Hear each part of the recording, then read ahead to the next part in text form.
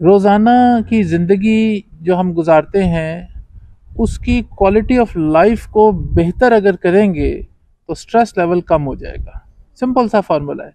Stress को कम करने के लिए जो आपकी क्वालिटी ऑफ लाइफ है वो बढ़ सकती है। तीन चीज़ें फोकस कर लीजिए, अपनी ज़िंदगी से निकाल दें।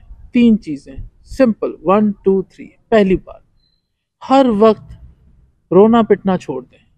It's not going to solve the problem. सारा वक्त किसी के आगे बैठ के रोने से आपके मसले हल नहीं होंगे।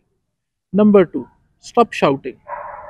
चीखना, चिल्लाना, ऊंची आवाज में अपनी बात करना, ये सोच के कि वो ज्यादा अच्छे तरीके से एंडोर्स होगी, स्टॉप डूइंग दैट। शाउट करना छोड़ दीजिए।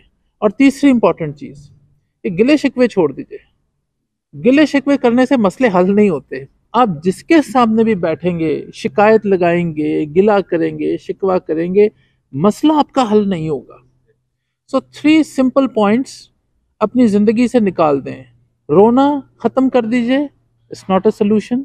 शाउटिंग खत्म कर दीजिए, it's not a solution to any problem. और तीसरी चीज, हर वक्त कंप्लेन करना, just like a cry cry baby.